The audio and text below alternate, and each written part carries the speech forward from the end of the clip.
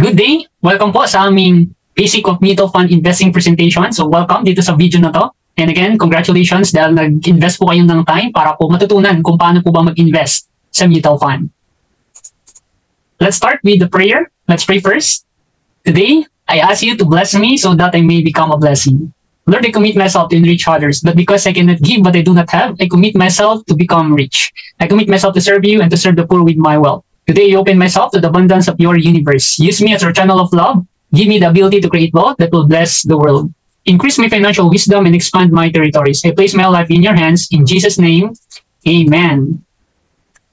So my name is Romer Alberba, 29 years old, a resigned professional teacher from DepEd. Yes, isa pa akong dating teacher, licensed teacher. Then now, isa na po akong full-time financial educator, associate financial planner, executive marketing director here in IMG, an investor and entrepreneur. A short background about IMG. So IMG stands for International Marketing Group. So we are one of the biggest and fastest growing financial services companies in the Philippines. We assist people who want to help themselves to achieve financial freedom through financial education and building a proper financial foundation. We establish partnership with the biggest companies in the financial industry as financial brokerage. So mamaya po, makikita nyo kung sino ba yung mga partner ng IMG. And we are excited na maging part din po kayo ng IMG. So our main office is 9th floor Kings Court Building 1, Chino Roses Avenue, Makati City.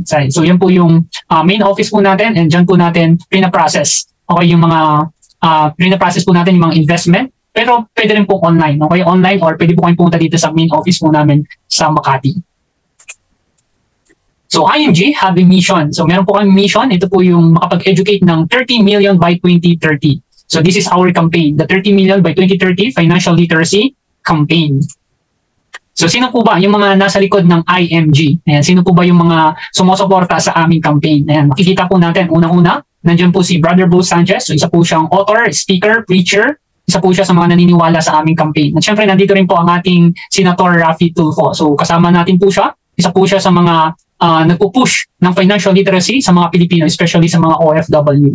And syempre, nakarating na rin po ang aming campaign, ang aming libro, okay, sa ating dating Pangulo. Ayan, so nandiyan po si Pangulong Duterte. Ayan, so syempre, iba't iba po mga public servant natin dito po sa Pilipinas ay naabot na rin po ng ating campaign, and very supportive po sila sa ating financial literacy campaign. Yan. And syempre, nandiyan po si Ms. Corina Sanchez, our brand ambassadress po dito sa IMG. So why we teach financial literacy? So bago po natin pag-usapan yung mutual fund investing, so let me share bakit po ba kami nagtuturo ng financial literacy, bakit po nakarating sa inyo ngayon itong seminar na to or itong webinar na to. The rule of money is changing. Isa po yan sa mga dahilan kung bakit nagtuturo kami ng financial literacy. Kung makikita niyo po dito sa graph, no, makikita niyo po yung interest rate sa mga bangko since 1976 until 2010. And makikita natin dito, noong 1984, more than 20% ang interest rate sa mga bangko. Imagine, more than 20%. Kaya yung mga lolo, ang mga lola natin, no, kapag po sinabing mag-ipon, lagi nila sinasabi na dapat ilagay natin sa bangko. Ayan, kasi nga, mataas ang interest rate sa mga bangko noon. Ayan, pero makikita natin sa graph, no, makikita po natin na bumababa yung interest rate sa mga bangko. The rule of money is changing. So ngayon, less than 1% na lang ang interest sa mga bangko. Kaya naman, hindi na ito recommended na dito tayo mag-invest. Kaya napaka-importante, matutunan natin saan tayo dapat mag-invest. And good news, yun po yung isa sa mga matututunan niyo po dito. Lack of financial education. Nakakalungkot man, pero isa ito sa mga dahilan kung bakit po kami nag-share ng financial literacy. In 2018, the average Filipino has a financial quotient of 53%. Sa school, no, alam natin na ang 53% ay hindi pasado. Ang passing grade natin sa school ay 75%. Tama? So dito po, makikita natin na bagsak ang mga Pilipino in terms of financial quotient. Kaya napakahalaga na magkaroon tayo ng financial literacy. So yan nga, kasama po namin si Senator Raffy Tulfo. Siya po yung isa sa mga kasamaan po natin na nag-share or nagtutulak ng bill, okay, para po may isa batas, okay, para po may isa batas ang financial literacy, lalong-lalo na po sa mga OFW. Number 3 reason why we need financial literacy, people live longer today. Ayan, according to statistic, ang mga lalaki daw po sa Pilipinas, ang average po kung kailan yung life expectancy nila ay 69 years old. Sa babae naman ay 75 years old. Good news, di ba? Yes. Good news yan kung napaghandaan natin yung retirement natin, napaghandaan natin yung pagtanda natin. But sadly, marami pong mga Pilipino hindi po napaghahandaan nito. Bakit? Kasi nga kulang sila sa kaalaman, kulang sa financial education. Kaya naman, kami na nasa IMG, pinagpapatuloy po namin ang aming campaign para po maabot natin ang mga Pilipino at maturuan natin sila para mapaghandaan po nila ang kanilang retirement, ang kanilang pagtanda. And number 4, high cost of living. Many people have difficulty in saving money for their future needs. So isa po yan sa kinakaharap natin ngayon. Tama? Dahil sa pagtaas ng inflation, tumaas lahat ng mga bilihin. Kaya marami ng mga Pilipino ngayon, marami baon sa utang. So isa po yan sa mga dahilan kung bakit kailangan natin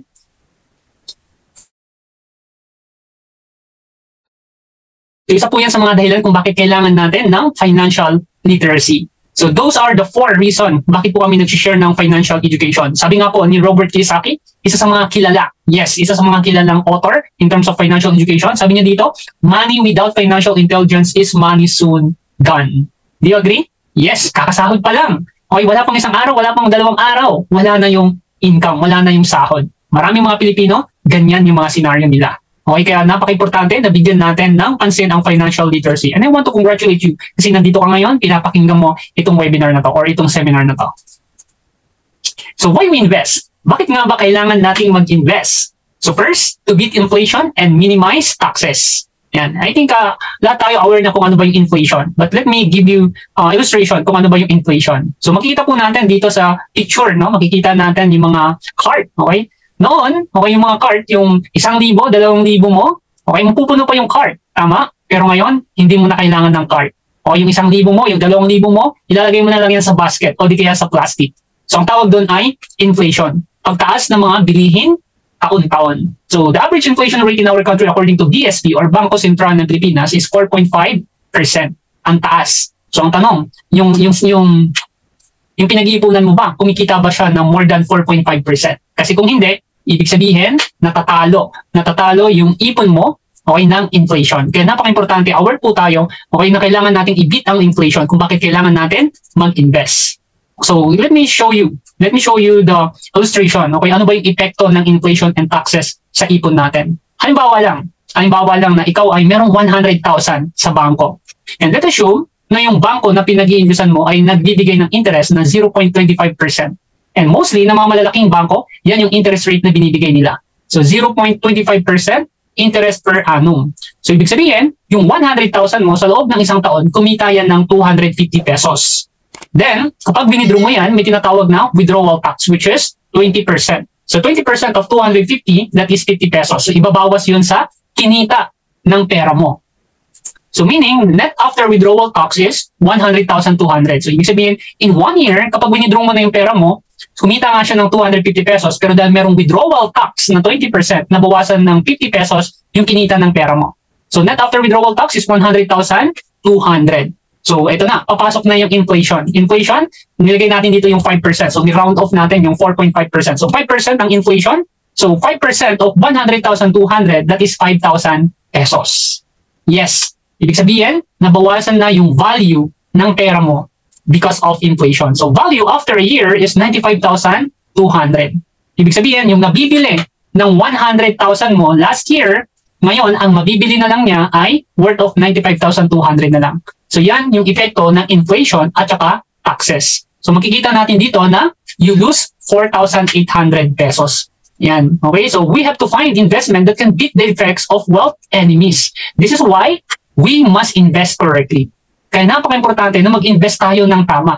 Kasi ngayon, sa panahon natin, ang bangko hindi na tama na paglagyan ng investment po natin. So yan po yung katotohanan. Yung kailangan po natin malaman yon. Okay, so nakakalungkot, marami pa rin mga Pilipino, ang pera nila nasa bangko. So I hope na isa ka sa mga matuturuan ngayon, and ngayon alam mo na kung ano yung kailangan mong gawin.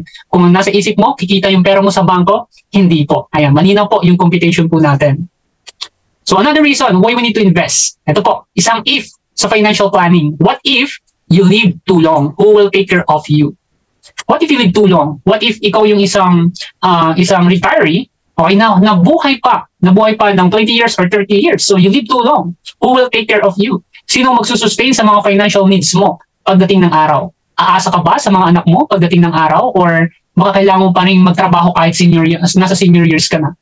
So again, if you live too long, who will take care of you? So you need to invest. So kailangan nating mag-invest para po mapaghandaan natin ang pagtanda po natin. At syempre, we are investing to achieve our financial goals in life. Okay, so isa po yan sa mga reason kung bakit kailangan nating mag-invest para ma-achieve natin yung mga financial goals po natin. And then, ito na, pag-usapan natin yung mga bagay na kailangan nating i-consider bago po tayo mag-invest. So ano ba yung mga kailangan natin i-consider bago po tayo mag-invest sa mutual fund? Ito po, first, we need to define our financial goals. Kapag mag-i-invest ka, dapat alam mo kung ano yung financial goals mo. Mag-i-invest ka ba para sa healthcare fund mo? Mag-i-invest ka ba para sa retirement fund mo? Mag-i-invest ka ba para sa educational fund ng mga anak mo? Mag-i-invest ka ba para sa dream house mo? Mag-i-invest ka ba para sa dream car mo? Mag-i-invest ka ba para sa dream vacation mo? So kailangan malinaw sa'yo. Malinaw sa'yo kung ano yung financial goals mo. Bakit? Ito po, connected po yan sa number 2. So right investment vehicle. Kasi kapag malinaw yung goal mo, alam mo na ngayon kung saan mo ilalagay yung investment mo. Alright? So ito po, meron pong mga financial goals and then may mga investment vehicle na nababagay sa mga financial goals. For example, emergency fund. So kailangan mong mag-invest para sa emergency fund mo. So ang duration niyan ay immediate. So ang feature niyan ay liquidity. Kailangan madaling ma-withdraw or madaling makuha. Okay, just in case of emergency, madali mo siyang ma-withdraw. So ano yung instrument na pwede mong paglagyan? So pwede mo yan i-deposits or pwede mo lagay sa money market. Home repair, so short term, liquidity, so ilagay mo sa bonds or time deposit. Para sa pag-aaral ng anak mo, so education term, medium term, so kailangan yan, mag-grow dapat at syempre liquidity para just in case na kailangan mo na yung para sa pag-aaral ng anak mo, ma-withdraw mo siya. So pwede mo ilagay sa balance fund. Retirement, so that is for long term, ilagay mo sa high growth. Okay, so ano yung mga investment na yon, investment vehicle na yon, pwede po yan sa equity fund or stocks. So kailangan mo ng protection, so kailangan mo long term at syempre dapat guaranteed. So kailangan mo pumunta sa mga insurance company or sa mga healthcare company. So again, kailangan alam mo yung financial goals mo para malaman mo rin kung ano yung mga investment vehicle na pag-i-investan mo. Okay? Number 3, you need to invest consistently and long term. So isa po ito sa mga kailangan mong i-consider kapag mag-i-invest ka na. So kailangan consistent at dapat long term ka na nag-i-invest. For example, 20 pesos per day or 600 pesos per month, kapag consistent ka na nag-i-invest every day ng 20 pesos or consistent ka na nag-i-invest ng 600 pesos every month for 10 years, that is 130,428. Kung naka-invest po yan sa isang investment vehicle na nagbibigay ng 12% compounded per year. Okay? Kapag 20 years naman, that is 589,984. Okay, so 20 pesos lang yon. What if 50 pesos per day or 1,500 per month? What if 3,000 pesos per month? Okay, so again, I don't know kung magkano yung kaya mong ipunin. But if you invest consistently and for long term, naniniwala po ako, lalaki at lalaki po yan. Kaya napaka-importante, sundin natin itong number 3. Invest consistently and long term. And investing, so we need to consider the risk or the return trade-off. Okay, so ano po ba to? So sinasabi po dito that low risk is equal to low return. For example, yung bangko, low risk sa bangko. Di ba? Kapag naglagay ka ng pera sa bangko, so masasabi mo na safe. Okay, low risk siya. So hindi malulugi yung pera mo. Pero low return. Okay, low return siya. So nakita naman natin kanina, 0.25% lang ang kanyang interest rate sa loob ng isang taon. So low return. So yan po yung isa sa mga return trade-off. Low risk is equal to low return. No risk, high risk is equal to high return, and no risk is equal to no return. Okay? Pero sabi po ni Benjamin Graham, ito po yung mentor ni Warren Buffett. Sino ba si Warren Buffett? Si Warren Buffett ang isa sa pinakamayaman sa buong mundo because of stock market. Okay? Sabi po ng mentor niya, high ignorance is equal to high risk. High intelligence is equal to low risk. Ano yung sinasabi dito? Kapag ignorante ka sa isang bagay, ibig sabihin mataas yung chance na malugi ka, mataas yung chance na may scam ka. Kaya marami pong mga Pilipino, nakakalungkot man, no? Marami mga Pilipino dahil nga ignorante sila sa financial education, wala silang alam sa mga investment, marami sa kanila napapahamak, na-scam, and marami tayong nababalitaan. Ganyan ang nangyayari sa maraming mga Pilipino. But if you have high intelligence, okay, na umattend ka sa mga seminar katulad nito, alam mo yung mga pasikot-sikot sa mga investment, ibig sabihin, low risk. Ibig sabihin, mababa lang yung chance na malugi ka, mababa lang yung chance na may scam ka. Okay, so napaka-importante na magkaroon tayo ng financial education or magkaroon tayo ng financial literacy. Kailangan magkaroon tayo ng high intelligence para low risk tayo sa pag-i-invest. So there are 3 financial stages. So ang tanong, anong stage ka na kaya? So stage 1, man at work. I think lahat po tayo nagsimula dito. Magtatrabaho tayo para kumita ng pera. So that is stage 1. Kung nagsisimula ka pa lang sa career mo, maaari nandito ka sa stage 1. Okay? Ngayon, kung 5 years ka na, 10 years ka na, make sure, okay, na nandito ka na sa stage 2. Pero not necessary na 5 years ka dapat sa trabaho mo bago ka mag-proceed sa stage 2. Okay, kung financially intelligent ka, syempre kung ikaw ay financially educated, kahit na isang buwan ka pa lang nagtatrabaho, pwede ka nang pumunta agad dito sa stage 2. Man and money at work. Ikaw at yung pera mo na ang nagtatrabaho. So that is stage number 2. And for stage number 3 is money at work. Yung pera na lang ang nagtatrabaho para sa iyo.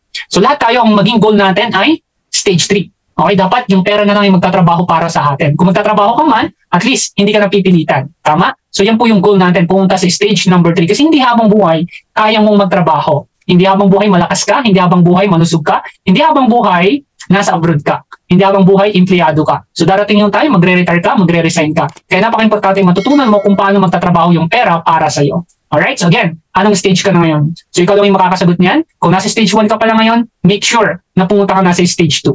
Okay, kung nasa stage 2 ka, make sure dapat papunta ka sa stage 3. Alright? So let's understand how money works. Paano ba nagtatrabaho yung pera? Pero bago yung pag-usapan natin, yung 2 types of income para mas maintindihan natin paano ba nagtatrabaho ang pera para sa atin. There are 2 types of income. First is the active income. You work hard for the money. For example, job. Magtatrabaho ka para kumita ng pera. Doctor, kailangan mo ng pasyente para kumita ka ng pera. Lawyer, kailangan mo ng client para kumita ng pera. OFW or seafarer, kailangan mo ng contract para magkaroon ka ng pera. Agent, kailangan mo ng commission para kumita ka ng pera. You work hard for the money. Ibig sabihin, pinagpapalit mo yung oras mo para kumita ka ng pera. So that is an active income. Pangalawa, ang tinatawag na passive income. Income keeps coming even if you're not working. You stop working, your income continues. So kahit tumigil ka na sa pagtatrabaho mo, may dumarating pa rin na income. Ang tawag doon ay passive income. So for example, interest income from investments like mutual funds, stocks, bond, long-term healthcare. Ayan. So isa po yan sa mga tinuturo po natin dito sa IMG. And again, I want to congratulate you dahil matututunan mo na itong passive income na to. Royalty income or business, for example, ikaw ay franchisee ng Jollibee. So kung ikaw yung may-ari, okay, for example, ikaw yung may-ari ng McDonald's, okay, yung McDonald's, no? May-ari ka ng Jollibee. So tumatanggap ka ng royalty income. Or kung meron kang libro, okay, kapag nakapagsulat ka ng libro, so meron ka ring royalty income sa mga bumibili ng libro mo. Rental income, so napaka-usual po ng rental income, no? Bahay, okay, or maaring sasakyan, or maaring kondo, kapag pinaparentahan mo yan, kumikita ka kahit na wala kang ginagawa. So that is what we call passive income. So do not work hard for money. Let your money work for you. So make sure, okay, na kikita rin yung pera natin. So yan po yung goal po natin dito. So magkaroon tayo ng passive income habang meron tayong active income. So how do we make money work for us? Paano po ba? Paano ba natin magagawa na magtrabaho? Magtrabaho ang pera para sa atin. And I think, gusto mo rin yun. Gusto mo rin na yung pera mo magtatrabaho para sa iyo. Ito po, let me introduce to you the rule of 72. So rule of 72, isa po itong formula sa financial planning or sa investment na pwede nating magamit para po magkaroon tayo ng advantage kapag nag-i-invest po tayo. And this formula is formulated by Albert Einstein. So ano po yung sinasabi ng rule of 72? Sinasabi dito na 72 divided by the interest rate is equal to the number of years for your money to double. Ang galing, no? Malalaman mo na pala kung kailan madodoble yung pera mo kung i-apply mo itong rule of 72. Okay, so I'll give you illustration para mas maintindihan po natin. For example, naglagay ka ng 10,000 sa isang bangko. And yung bangko na yon, dahil kilala ka, binigyan ka nila ng 1%. 1% interest rate. So paano po yun? I-apply natin yung rule of 72. So 72 divided by 1 is equal to 72 years. So ibig sabihin, malalaman mo na agad kung kailan madodoble yung pera mo by using the rule of 72.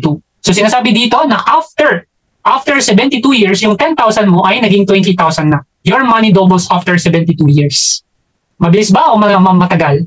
Ayan, syempre, alam natin, 72 years. Ilang 72 years ba ang dadaan sa isang tao? Most of the time, no? Hindi na umaabot ng 72. So again, bank is not recommended. Hindi po namin nare-recommend ang bangko kung mag-i-invest ka. Okay, bank is very good in business transactions or for emergency fund, but not in investing. Okay? Yan. So para mas maintindihan pa natin.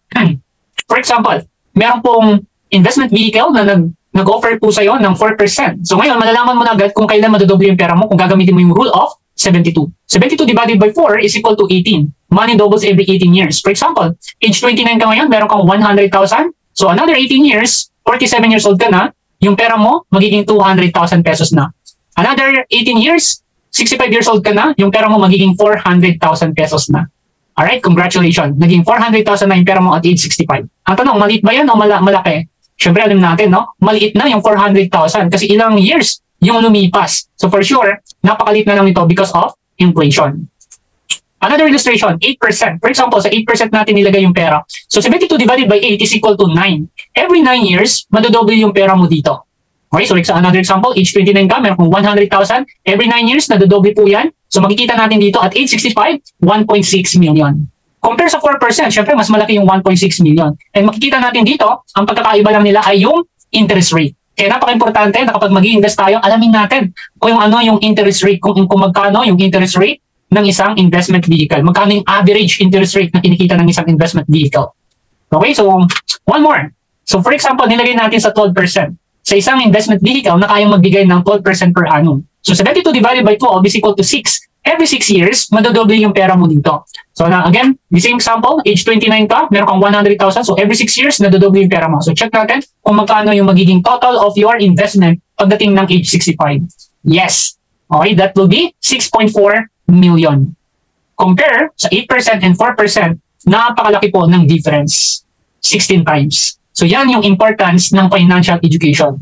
Yan yung importance ng financial literacy na dapat alam natin kung saan tayo dapat nag-i-invest para hindi tayo malugi. Okay? So yan po yung kagandahan kapag umattend po tayo ng mga webinar na ganito.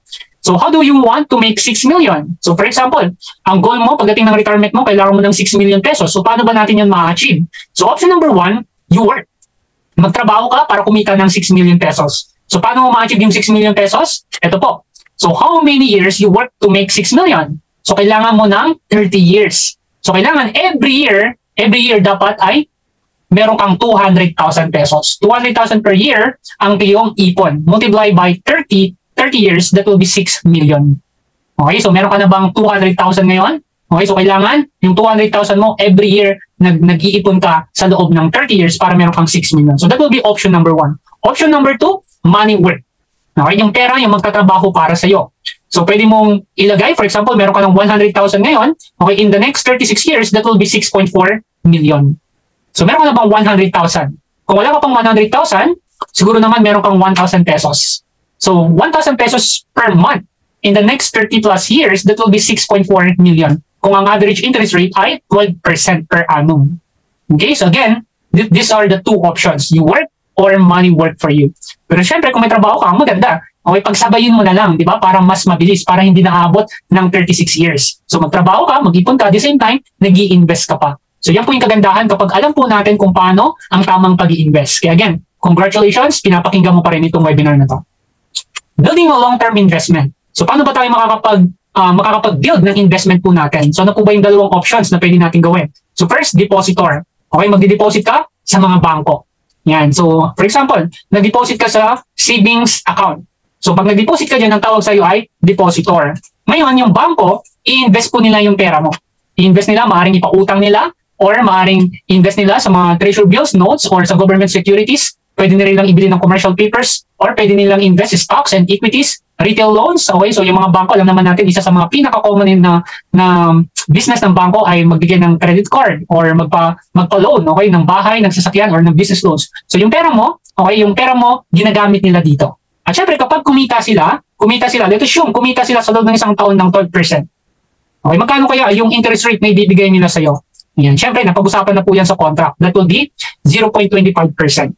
Kung ikaw ay depositor or kung ikaw ay nag-iipon lang sa bangko. Kaya napaka-importante, matutunan natin kung paano maging shareholder. Kapag ikaw shareholder ka, in-invest mo sa isang mutual fund company, yung mutual fund company, so the same din yung gagawin niya, nag-i-invest din siya sa government securities, commercial papers, stocks and equities, retail loans, and real estate. Nag-i-invest din po sila dyan. Pero ang pagkakaiba, kapag kumita sila ng 12%, dahil shareholder ka, kung magkano yung kinita nila, ganun din yung kikitain mo. That will be 12%. So yan po yung pagkakaiba ng depositor at saka shareholder. So for sure, ano kaya yung magiging gusto mo? Depositor ba o shareholder? Ayan, so ako po, gusto ko maging shareholder.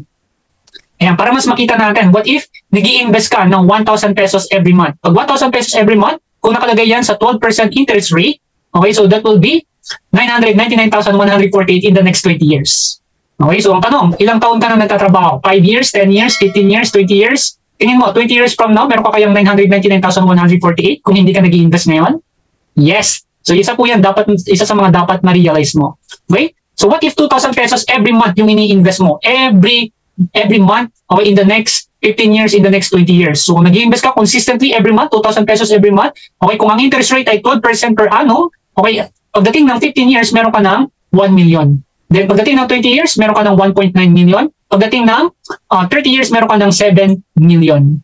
Okay, so yan po yung power of compounding interest. Okay, and syempre, for sure, mas malaki pa kapag mas malaki yung iipunin mo every month. Kaya napaka-importante, let's invest consistently and long term. So what if kayong mag-invest ng 5,000 every month? In the next 10 years, that will be 1.1 million. Kung naka-invest sa isang investment vehicle na kaya magbigay ng 12%. In the next 15 years, that will be 2.5 million. In the next 20 years, that will be almost 5 million pesos kapag 5,000 every month. Okay? So there are two ways of investing in the stock market. So first is investing in stock market. Ito po. So two ways. So first is the indirect and the direct investing. So dito po sa indirect, someone manage. Meron pong nagmamanage ng investment mo. Kapag direct stock market, ikaw mismo yung magmamanage. Ikaw mismo yung mag-i-invest sa mga company kung ano yung napili mong company. Parang dito sa Jeep, makikita natin dito, no? Kapag direct stock market, para kang driver. Ngayon, kapag indirect stock market, para kang pasahero. Merong nagda-drive para sa'yo. So, ibig sabihin, merong nagmamanage ng portfolio mo sa investment mo dito sa stock market. Less time to monitor. Siyempre, hindi mo na kailangan i-monitor palagi yung investment mo kasi merong nagmamanage para sa'yo. At kung ikaw ay nag-invest sa direct stock market, more time to monitor. Ikaw mismo yung nagmo-monitor dito. Then, less capital kapag indirect stock market, more capital kapag direct stock market. So, yan po yung dalawang klase or dalawang way para po makapag-invest tayo sa stock market. So, let me explain further what is direct stock market. So, sa direct stock market, so napaka-importante na kailangan alam mo at dapat meron kang background about technical analysis. Ito po yung technical analysis. So, kailangan mong aralin yung mga lines na yan, yung mga colors na yan, yung mga graphs na yan. Kasi yan, yung mga gagamitin mo para malaman mo or para ma-predict mo kung kikita ka ba or hindi. So, yan po isa sa mga i-consider mo kung mag-i-invest ka sa direct stock market. At syempre, may tinatawag na board lot and capital. So, let me show to you. Okay, so sa direct stock market, meron pong tinatawag na board lot. So, dito po sa board lot, ito po yung minimum of share na kailangan mong bilhin sa isang company. Okay, so for example, ito. Example po, ang sample price natin dito, halimbawa, okay, yung Ayala. Ang Ayala, for example, 725 pesos. Okay, per share. Okay, so yan po yan. Halimbawa, naisip mo, gusto ko mag-invest sa Ayala. So, dito po, 725 pesos per share ang Ayala. Kung makikita natin sa board lot, so ang minimum of shares na kailangan mo bilhin para magkaroon ka ng shares ng Ayala ay 10 shares. Okay, so kailangan mo ng 10 shares. So, magkano yun? So, that will be 7,250 pesos. So, kailangan mo maglabas ng 7,250 pesos para makabili ka ng shares ng Ayala. Another example, halimbawa, naisip mo rin, gusto kong maging investor ng SM. So, sa SM, para makabili ka ng isang share, kailangan mo ng 963.5 pesos per share. So, katulad ng Ayala, okay, so ang board lot ng SM Investment Corporation ay 10 shares. So, minimum of 10 shares yung kailangan mong bilhin. So, let's do a math. Okay, so tingnan natin. Ang Ayala, so 725 pesos per share. So, minimum board lot is 10. So, that will be 7,250 pag gusto mong bumili ng Ayala. Kapag SM Investment Corporation, kailangan mo ng 9,635 para makabili ka ng 10 shares ng SM. So, that will be 16,885. Dalawang company pa lang yung pinag-i-investan mo. At 10 shares pa lang yung nabibili mo. So, kailangan mo na maglabas ng 16,885. So, ibig sabihin, kapag mag-i-invest ka sa direct stock market, so you need to consider your budget. Kasi may tinatawag na board lot and capital. Okay? Yan. So, remember, the higher the yield, the higher the risk. Know your risk tolerance. So, syempre, napaka-importante na dapat alam mo yung ginagalawan mo. Kaya napaka-importante na aralin mo muna kung gusto mong pumasok sa direct stock investing. So, the best way to reduce risk if you want to invest in stock market is to invest in mutual fund. Yan. So, kailangan dito tayo sa mutual fund. Kung nagsisimula ka pa lang na mag-invest sa stock market, so we highly recommend dito ka muna sa mutual fund investing. So, again, as a shareholder, kapag mutual fund investor ka, pwede kang maging shareholder ng Jollibee, ng SM, ng PLDT, ng Globe, ng Metrobank, ng BPI, ng Ayala, ng iba't iba pang company dito po sa Pilipinas. So, paano po ba nag-work ang mutual fund investing? Mutual fund investing, pulled money from different investors. For example, ito ka, investor ka. Okay, so dahil investor ka, so pools money with. Ibig sabihin, marami tayo. So marami tayong mag-i-invest, yung pera po natin, pagsasama-samahin yun, ilalagay sa tinatawag na fund house or mutual fund company. Sa loob ng mutual fund company, may mga tinatawag na fund manager. Yung mga fund manager na yan yung sinasabi natin kanina na someone manage. Sila, yung mga nag-aral tungkol sa pag-i-invest sa stock market. Sila yung mga nagre-research, Okay, at sila rin yung namimili ng mga company kung saan i-invest yung pera po natin. So for example, si fund manager, napag-aralan niya na kung ano yung mga company na potential nakikita. So i-invest niya po doon. Okay, securities like stocks, bond, gold, etc. So i-invest niya yung pera po natin sa mga company na to. At syempre kapag kumita yung mga company na yan, it will generate returns. So kapag kumita ng 12%, syempre as investor, kikita tayo ng 12%. So ganun po siya nag-work. Ganyan po ang mutual fund investing. So pooled money. Ibig sabihin, pinagsama-sama yung pera natin at yung fund manager, siya po yung namimili ng mga company kung saan i-invest yung pera po natin. So there are 3 types of mutual funds.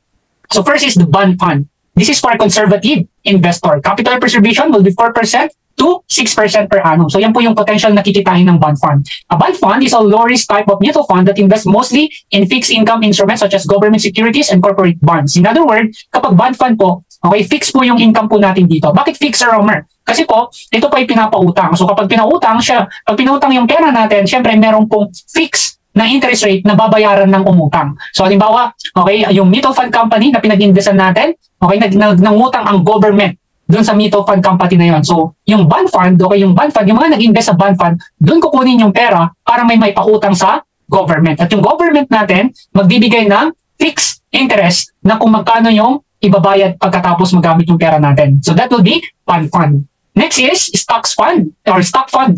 This is for aggressive investor. Capital appreciation is 15% to 18% per annum. A stock fund is an aggressive type of mutual fund that invests mostly in shares or stocks of corporations. So kung gusto mong maging investor ng Jollibee, ng SM, ng BDO, ng San Miguel, ng iba't iba pang malalaking company dito sa Pilipinas, so dito mo ilagay yung pera mo sa stocks fund or equity fund na tinatawag. Okay? Kasi po, kapag nilagay mo dito yung pera mo, i-invest ng mutual fund company yung pera mo sa mga malalaking company dito sa Pilipinas. Then, the other one is the balanced fund. Balanced fund is for moderate investor. Capital growth will be 12% to 15% per annum.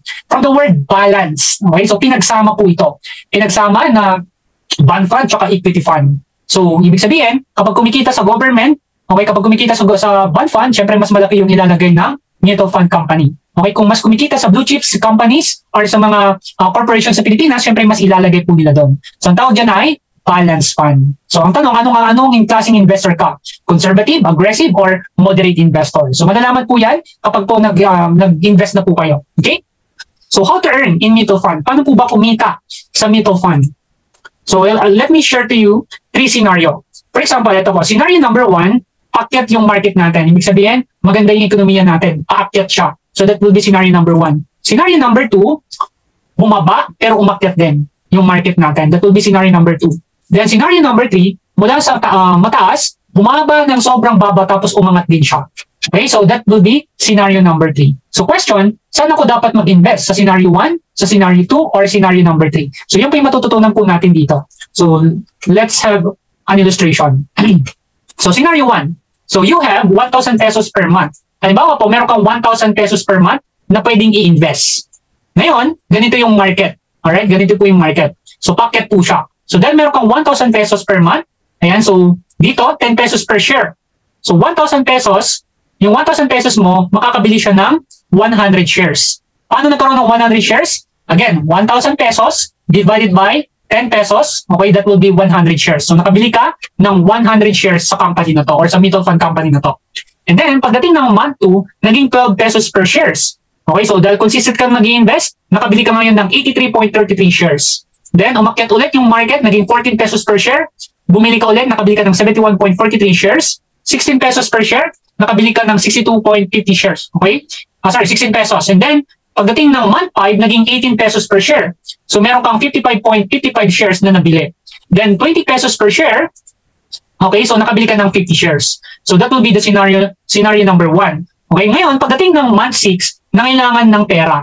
So kailangan mo ng pera ngayon. So let's assume na ibibenta mo lahat ng shares mo. So total shares is equal to 422.81. So yan yung shares na nabili mo dito sa mutual fund company na to.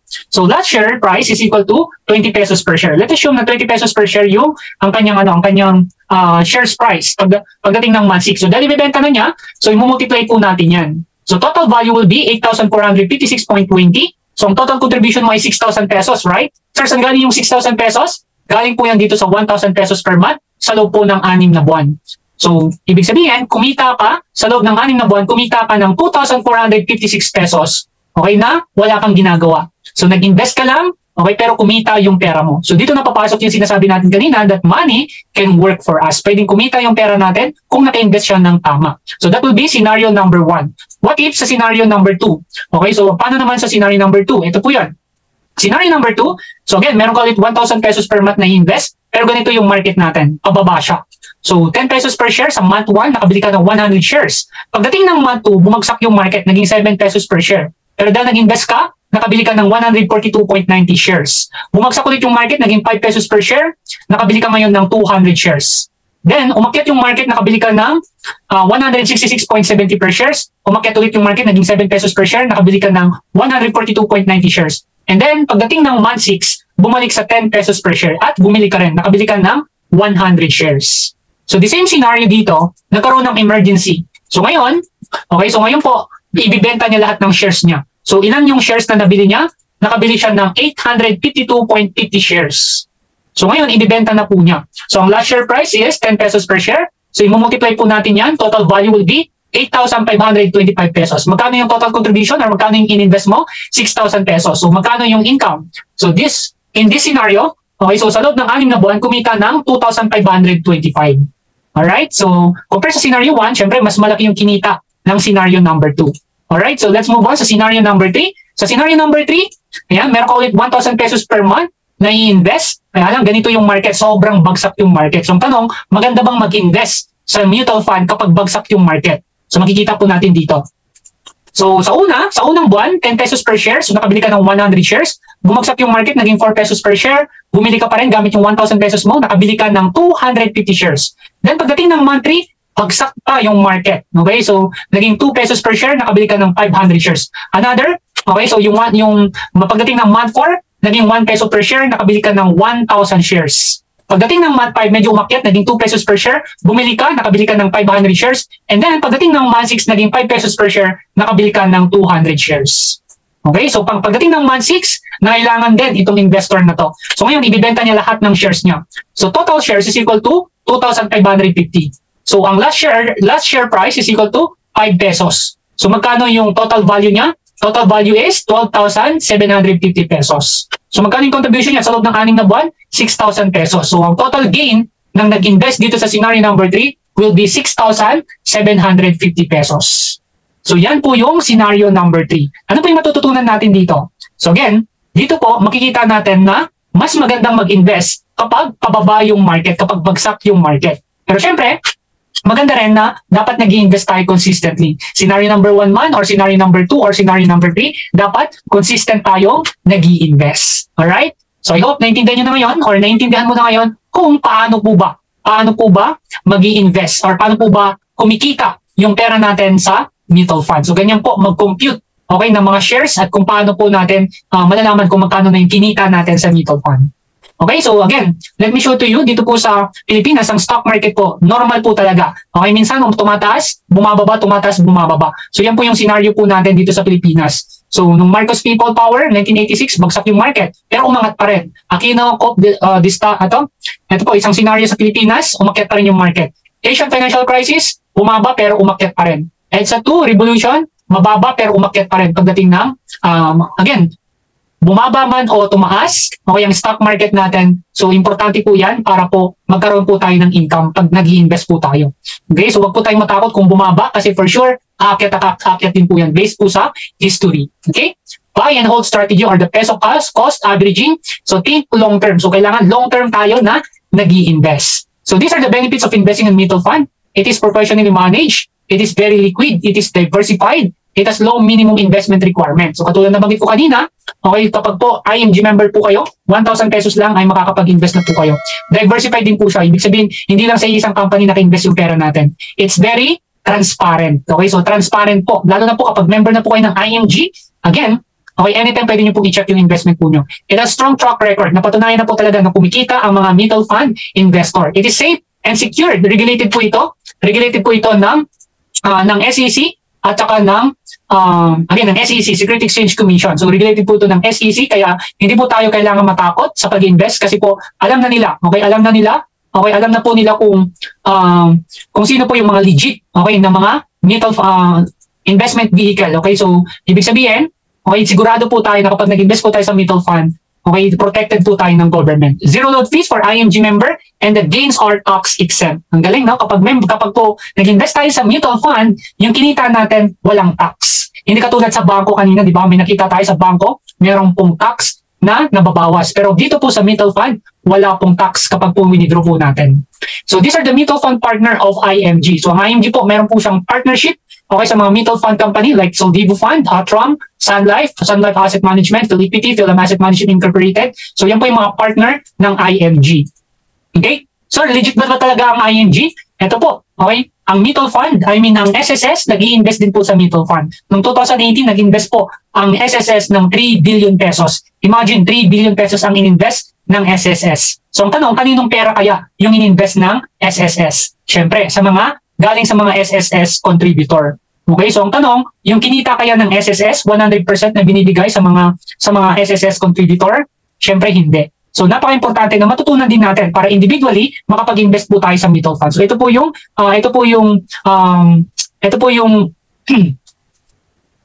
patunay na legit ang mutual fund. Kaya wag po tayong matakot na mag-invest sa mutual fund. Alright, so ano po ba yung mga documents na kailangan po nating i-prepare kapag po mag-i-invest na po tayo? So ito po, 2 valid IDs, Xerox, back-to-back with 3 signatures, filled up investment form, PIN number, ITR or payslip for government employees, birth certificate for 17 years old and below, and send it to mutual fund company for validation and approval. So ano po ba yung mga ID na kailangan? Okay, so ito po yung mga valid IDs na ina-accept ng mga mutual fund company.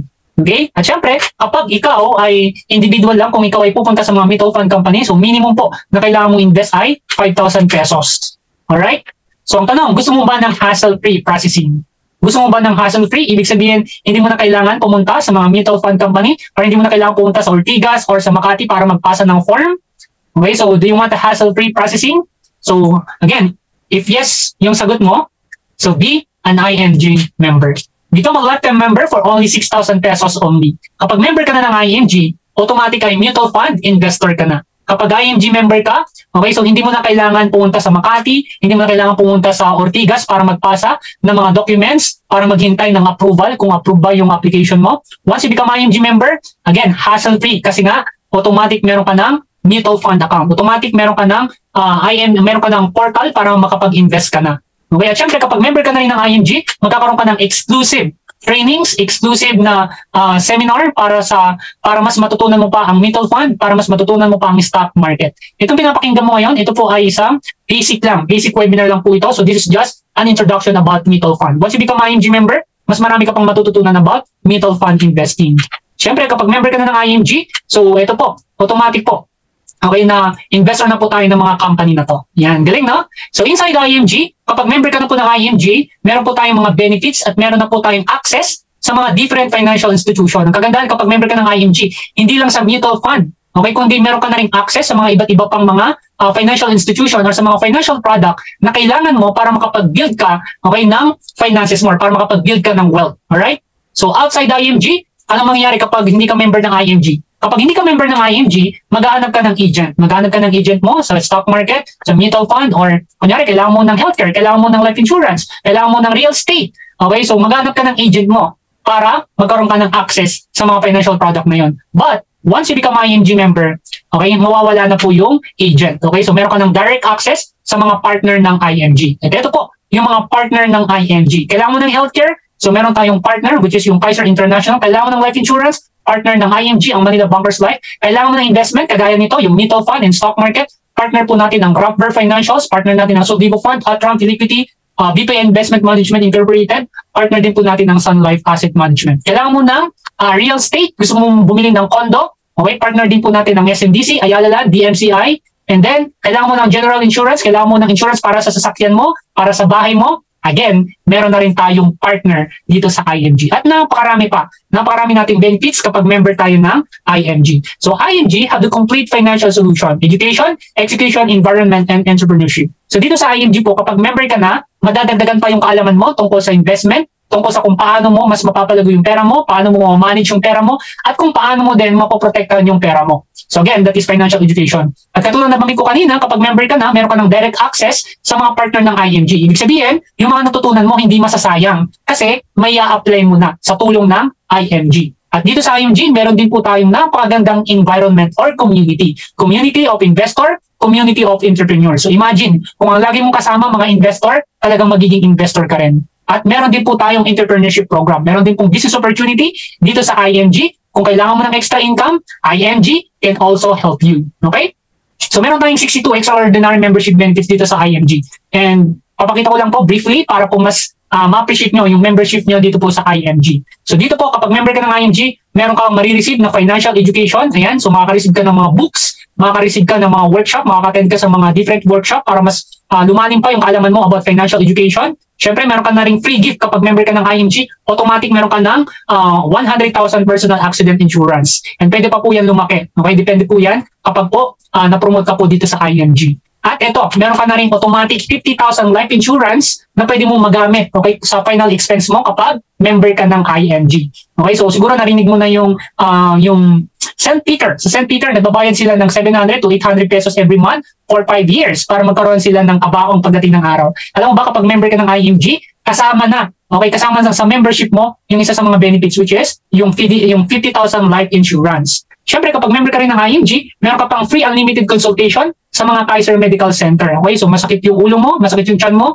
so meron kang free unlimited consultation sa mga Kaiser Medical Center dito sa Pilipinas. At eto na, katulad na nabanggit ko kanina, kapag member ka ng IMG, automatic ay mutual fund investor ka na. Ibig sabihin, automatic shareholder ka na ng mga company na to, like Jollibee, SM, Globe, okay, Ayala, San Miguel Corporation. So yan po, kapag member ka na ng IMG. At syempre, meron ka na ring access sa healthcare products na partner po ng IMG. Halimbawa, kailangan mo ng healthcare para sa iyo, para sa pamilya mo. So meron ka na rin access dito kapag member ka ng IMG. At meron ka na rin mga discounts, access and services kapag member ka po ng IMG. Okay, katulad na banggit ko kanina, kailangan mo ba ng condo? Okay, so may partner tayo, may SMDC, ayan na, partner po natin yan. Baka kailangan mo ng sasakyan. Meron tayong tinatawag na auto program, so ibig sabihin, meron kang discount kapag bumili ka ng sasakyan. Gusto mo magpadala sa Palawan Express? Partner din natin ang Palawan Express. At meron ka rin benefits kapag, meron ka rin pong discount kapag member ka na ng IMG. At napakarami pa. Okay, so ito po. Pwede ka rin magkaroon ng business sa financial industry. Pwede kang magkaroon ng extra income through Muracash. So this is the e-wallet of IMG. Ayan, so pwede kang magkaroon ng extra income dito na 24,000, 44,000, 56,000. So depende sa'yo. Okay, so depende kung gaano mo sinishare yung campaign or yung mission ng IMG. At syempre, meron tayong mga support and online tools na pwede natin magamit para po para mas matutunan pa natin yung business opportunity dito sa IMG. Kung isa kang OFW, again, we recommend na international coded yung i-avail mo kasi mas marami kang benefits kapag po ikaw ay OFW. For example, ito po, accidental death benefits na 500,000. Kung isa kang OFW at yun ang naging cost of death mo, nasa ibang bansa ka, na aksidente ka at yun yung naging cost of death, yung family mo makaka-receive ng 500,000 pesos.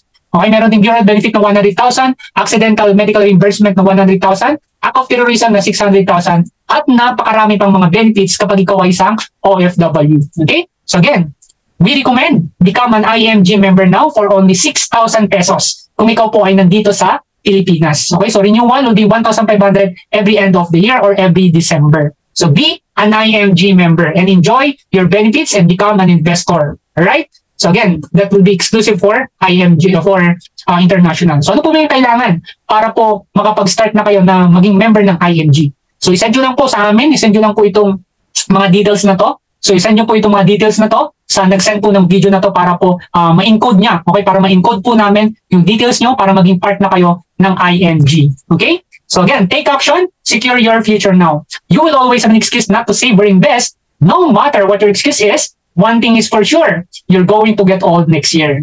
Okay, so kahit po ano po yung dahilan natin kung bakit hindi tayo nakakapagsimula mag-invest, naniniwala po ako, next year tatanda ka na naman. So make sure na ngayon mag-start ka ng makapag-invest. No matter what your excuse is, your child will grow up and enter college and you will need money for his or her education. Baka meron ka pang anak na maliit pa lang ngayon. Darating yung araw, lalaki siya at kailangan niya ng pampaaral. So make sure na nag-i-invest ka na para sa pag-aaral niya. No matter what your excuse is, you will eventually retire and stop making active income. Maaaring malaki pa yung income mo ngayon, maaaring kumitita ka pa ngayon, maaaring malakas ka pa ngayon. Pero one day, magre-retire ka at titigil ka na sa pagtatrabaho. Ang tanong, pinaghahanda mo ba yung araw na yon? Pinaghahanda mo ba yung oras na yon? So make sure, start investing today. So you have to be prepared for this kind of situation. Be with a group who inspire you. When the member of your group save, they will also inspire you to save. And that is our community, and that is IMG. IMG mission is to convert people from being spender to saver and to teach them how to save the right way. Sana po maging part din po kayo ng IMG community, maging part po kayo ng campaign namin, maging part po kayo ng mission ng IMG. Okay, so again, congratulations po. Okay, dahil natapos mo itong seminar na to, itong webinar na to, makaka-receive ka po ng free 20,000 personal accident insurance. So balikan mo lang po yung nag-send ng video na to para po may bigay niya sa iyo yung free 20,000 personal accident insurance. Sabi nga po ni Bill Gates, co-founder of Microsoft Corporation, sabi niya, if you are born poor, it's not your mistake. But if you die poor, it is your mistake. Yan. So yan po yung napakagandang reminder po sa atin. Totoo naman, di ba? Nung pinanganak tayo, kung mahirap tayo, hindi natin yung kasalanan. Pero, okay, kapag namatay ka na mahirap, kasalanan mo na yon. Lalo ngayon, naka-attend ka na ng webinar ng IMG, napakinggan mo na itong seminar ng IMG. So alam mo na kung paano, okay, kung paano mo mababago yung buhay mo sa pamagitan ng pag-invest at sa pamagitan ng IMG. So again, I hope na mag-take action po kayo as soon as possible. So bago po tayo mag-end, panoorin po natin itong video na to. And so let me play this video. Isa sa mga kilalang tagapaglingkod ng bayan ang makakasama natin sa paghatid ng pagbabago at magiging kaagapay sa ating financial literacy campaign. Kilalang kakampi ng mga inaapi na tumutulong upang iangat ang buhay ng bawat mamamayan. Narito na ang inaabangan na pagsasanib puwersa para sa mas matindi, mas malakas at mas makabuluhang kilusan na magsusulong ng misyon para sa financial education ng bawat pamilyang Pilipino. Ang kakampi ng inaapi, ang kakampi ng financial literacy, ang kakampi ng IMG Community, Senator Raffy Tulfo.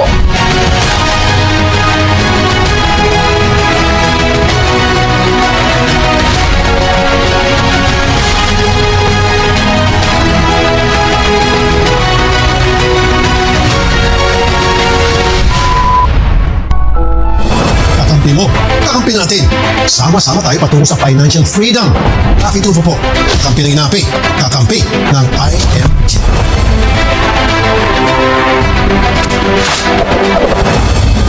Ayan, so again, Sir Raffy Tulfo, kakampi po natin sa community na to. So be part of IMG community and be part of our campaign. So again, so thank you so much po sa inyong Isa sa mga kilalang sa webinar na to. So thank you for listening. So build your future today. Build your future now. So you can contact me sa contact information ko dito. Ayan.